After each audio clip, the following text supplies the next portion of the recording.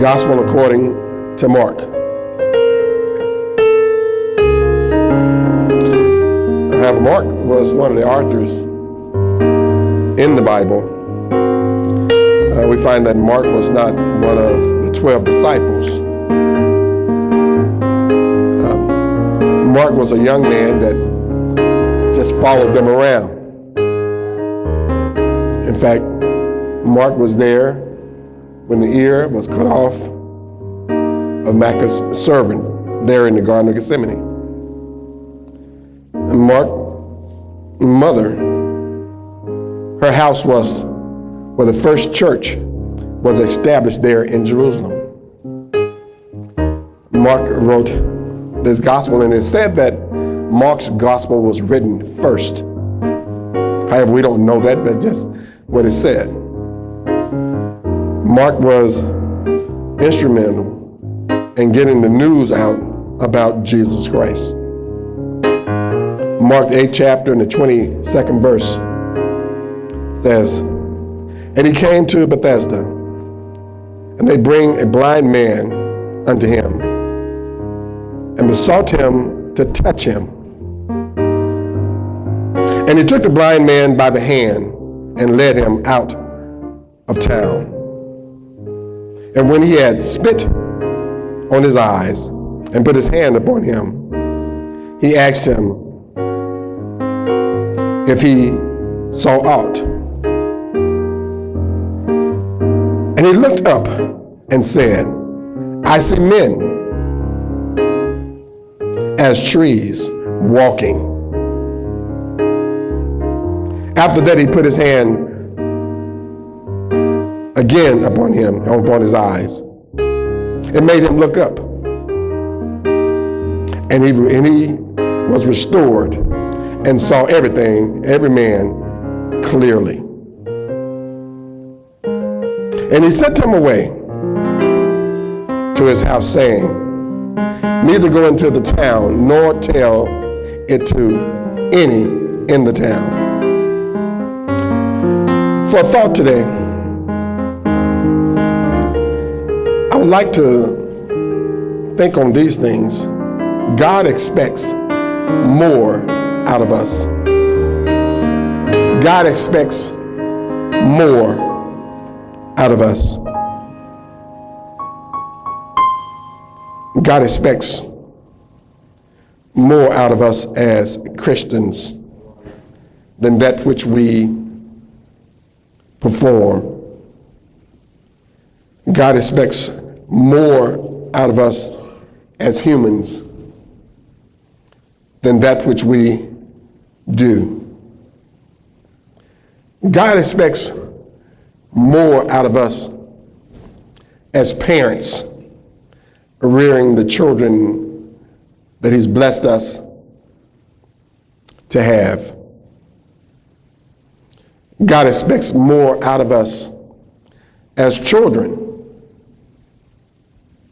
living in a world where we can make such an impact in the future and now. Jesus was talking there in Mark to a group of individuals. If you read the whole chapter, you'll find that he was talking to a group of individuals there that he had been ministering to throughout the day. And as the day wore on, it said that Jesus wanted to bless them with food. And he inquired with his disciples as to whether or not there was place or whether or not they could feed them. And disciples, as they had done in the past, had no means to do so, of which they thought. They said that there in that particular place, that Jesus asked them, what did they have, as he had asked them before. Isn't it funny how we find ourselves in similar situations and Jesus gives us the same scenario all over again on how to fix it? Isn't it strange how we watched how Jesus brought us through 2020, 2021, And then there are those of us still have doubt of whether he's going to bring us through, or how that we're going to obtain that which he has blessed us, or said he would bless us with in the year 2022. And here it is, we're in the last month. And we look at it from that we're running out of time. God looks at it as there's always time. We get caught up in the chronicle time, and God doesn't, because God always have time. These particular individuals that were there at that particular day, his disciples let him know that we have a few fish, and we also have 7 loaves of bread. And but that's not enough to feed so many. Sometimes we forget about how things were shut down a couple of years ago, and we didn't know how we were going to make it from one day to the next. And we would go to the grocery stores, and our bread lines, our bread shelves were empty. We would go to the meat stands, and the variety wasn't there. We would go to our canned goods, and we learned to eat things that we wouldn't normally eat, because what we normally would eat wasn't on the shelves.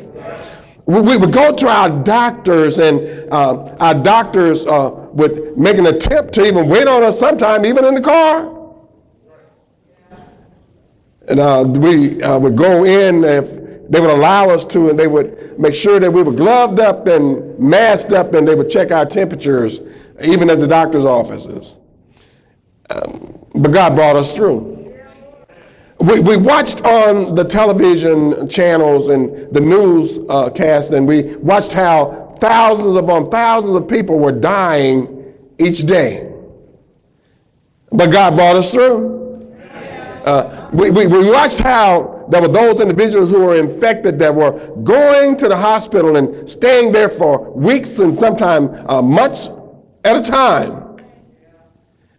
But we're still here. And we find ourselves today in 2022, December, and we're wondering how God's going to work our situation out. Well, Jesus took that particular fish that they had and the bread that they had, and it said that in this particular gathering, it was 4,000 people that were fed. Again, Jesus had worked a miracle in a situation where the people that were there with him had already counted him out. And why is it that we're so easily let down or doubtful about the miracles in which Christ has done in our lives? But he's still working miracles in despite of our thoughts or our support or our belief. Because he is God, and he's God all by himself. It said that when he finished working the miracle that he had worked there with the feeding of the 4,000 men, they took him and they got into a ship, and they went across the sea. When they arrived across the sea, it said that he met some Judaizers that were there, some Jews who were leaders who began to challenge him on the other side. Here it is, God is working miracles, and man is challenging and doubting the miracles in which he is working. If we're not careful, we'll think that it was the medicine that brought us out. If we're not careful, we'll think that it was our politicians that worked it out. If we're not careful, we'll think that our people in our government was the one that solved or brought us to where we are today. They began to question him about the miracles that he had made. And what they began to say was, work some miracles for us. Make the sky, something happen in the sky for us. In other words, they were making a joke out of that which Christ was and had done.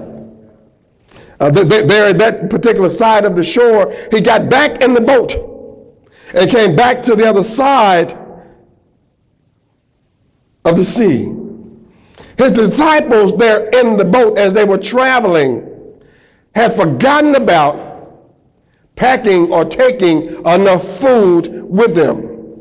In fact, they ran out of bread. You have to read the whole chapter. You'll find that it was some things that was going on that Mark had written down, that the disciples were interacting with Jesus as he was interacting with society.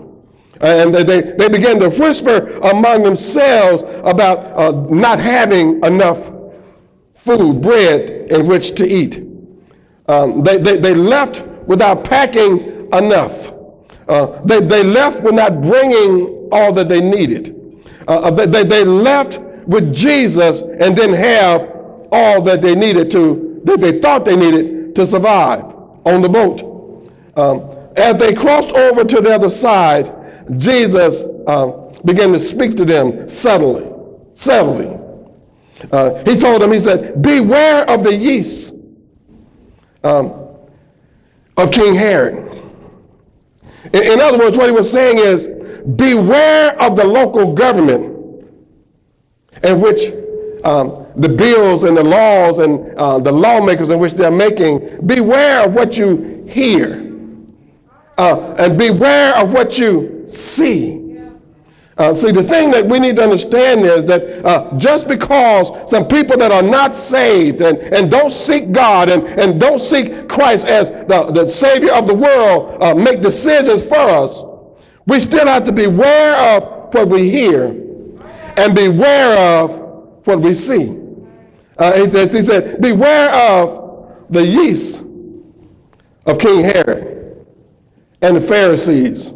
In other words, what he was saying was, we have to make sure that God alone is our king. We have to make sure that God alone is our government. And this is not anti-government, but it's a total Christ. Because for Christ I've learned that I live, and for Christ I'm willing to die. He said, watch this, your eyes are seeing, but you're not really seeing. Why do you look at things and see something totally different? I watch how our television sets begin to make commercials and seem like, in fact, last night I was watching one of the games and the commercial came on that had to do with medicine that you can take if you decide that you want to be a gay man. And you take this particular medicines that will help prevent you from catching or having diseases or having diseases once you interact in an act that you should not act in. So I flipped over to another channel and tried to watch about 5 minutes of another game. By now the commercial should be over. And for whatever reason, I always turn back over by the time two fuzzy-haired men lock lips with each other and showing that they're in love and that this is something that's acceptable. And the world at large has accepted it, and the world at large is moving along with it. And so what the Bible is telling us is, look at what you're looking at, know what you know, and don't, watch this, and don't fall into the trap of what you see.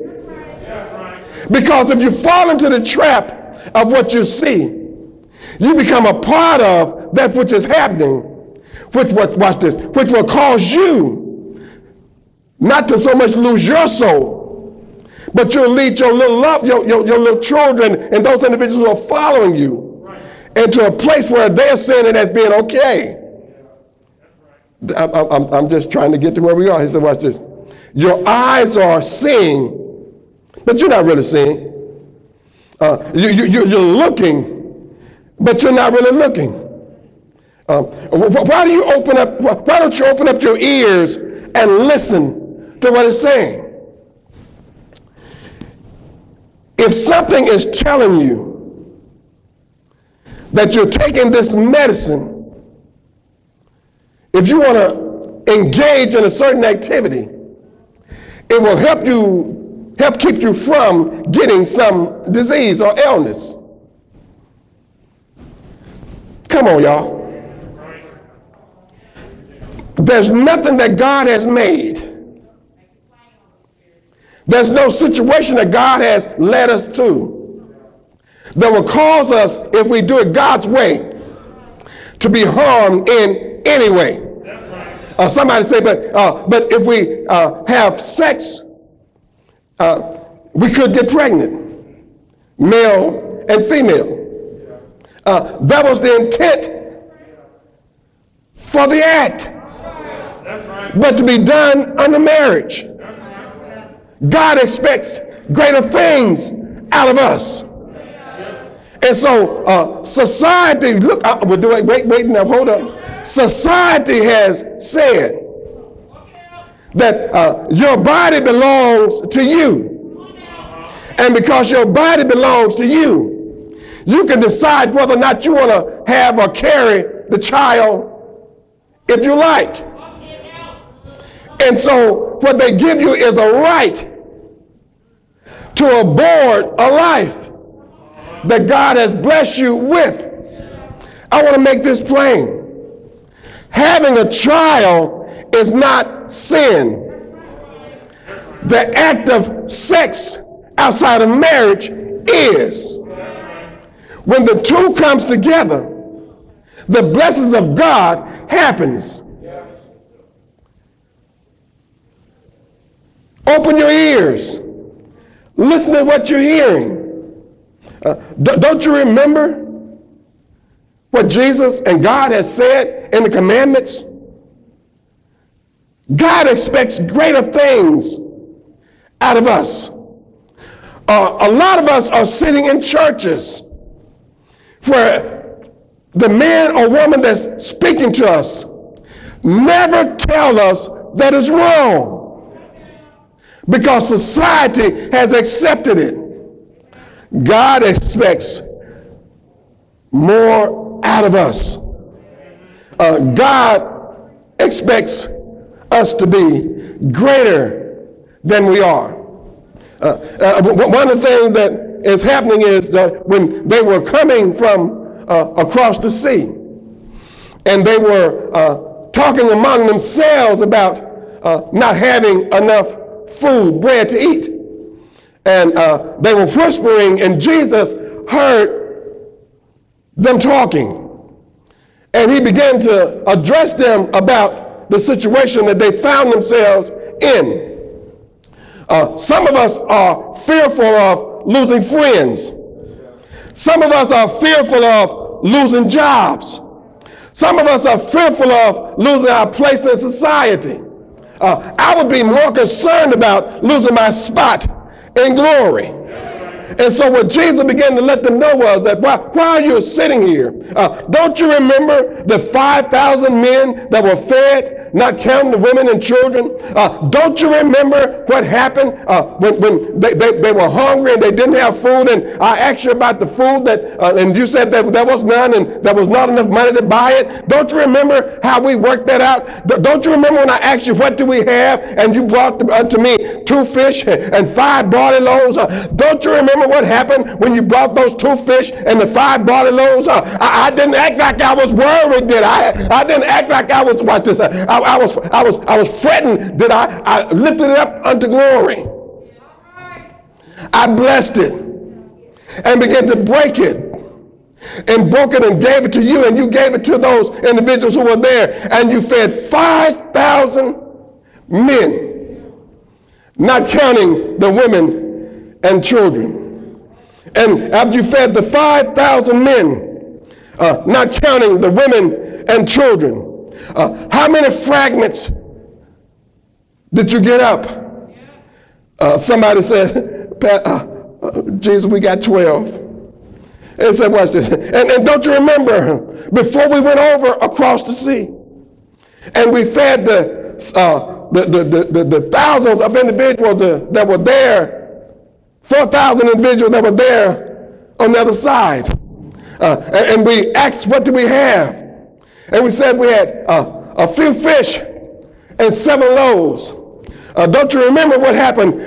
We broke them in, we put the people into camps, into companies. We broke the bread as we had done the time before. And we gave them fish and bread. And so how many baskets of scrap did we get up? Somebody say 7. And yet, you think I'm worried that we don't have any bread? And yet you think I'm worried that man looks like he's going to hell on a snowball? Yet you think like I'm worried that it looks like the world is losing grips on what reality is? Don't you understand that God is always in control? Don't you understand that God is in charge of us? Do I look like I'm worried? In other words, what he's saying to us today is, do I look like I'm worried because the church is not packed? Churches are not packed anymore? Does it look like I'm worried because it looks like that Satan is winning? I would understand this, that God is always winning. I'm more for you than the whole world against you. So therefore, he's always winning. And so therefore, I would understand they came to Bethesda. And there at Bethesda, I would understand they brought unto him a man that was blind, that was this, and sought him that he might touch him. Now, that's one of the only places in the Bible where those individuals brought an individual to Jesus for Jesus to touch him. Jesus would speak and they would be healed. Jesus would speak and Lazarus would be raised from the dead. Jesus would speak. Y'all hear what I'm saying? And a widow would get back her son. Jesus would speak. Y'all hear what I'm saying? And 5,000 men would be fed. Jesus would speak. Y'all hear what I'm saying? And a woman, issue of blood, y'all hear what I'm saying, was dried up. Jesus would speak. And a man who was lame for 38 years would pick up his bed and walk. Jesus would speak. Y'all hear what I'm saying? And a man on the cross would be saved. Jesus would speak, but it sought him that he might touch him. See, sometimes the world just got to have a little bit more. The world has to have a little bit more, because what the world is looking for is a fault. It's looking for a reason why not, that he might touch him. And Jesus took the blind man by the hand. I'm getting somewhere. He took the blind man by the hand and led him out of town. See, sometimes the problem that we have is we're in the wrong company. Sometimes the reason why we're not being blessed is because we're in the wrong company. Sometimes the reason why we're not hearing God because we're in the wrong company. What Jesus did was, before he would heal him, he took him by the hand and led him out of town. Woo! Now, Bethesda means house of mercy. Bethesda means that there's mercy here. These particular individuals were living there at mercy. But these particular individuals weren't operating in mercy. These particular individuals weren't operating where God had anointed them to operate. These particular individuals were not doing what God had called them to do. And so what Jesus did was, he took him by the hand and led him out of town. And then he spit in his eyes. So sometimes the reason why we hadn't changed is not because we don't have the desire to change, it's because we keep in the wrong company. Sometimes the reason why things are not working out for us is not because God hadn't already worked it out, it's because we're in the wrong company. And what Jesus did was, he touched him all right and led him out of town. And as he led him out of town, It said this particular individual, he spit in his eyes, and then watch it, and then he put his hands upon him and asked him, do you see aught? See, the thing I want you to understand is, so many times, what he's asking us is, do you see what you need to see? Do you see what's presented to you? Do you see aught? And so aught is complete obligation. Ought is complete obligation. Ought is to be an expert at something. Ought is to fulfill expectation. Do you see ought? In other words, I asked the church today, do you see ought? Are you doing that which God has called you to do? Do you see ought? Are you just sitting on the sidelines and still hadn't got in the game? Do you see ought? Are you just there as a Monday morning quarterback waiting for change to come? Do you see ought? Are you blaming somebody else for the thing that's happening, and while you sit on the sideline and just be a cheerleader? Do you see ought? We have to complete the obligation that God has given us. Listen, the only way that we can make a change is that we get in the game.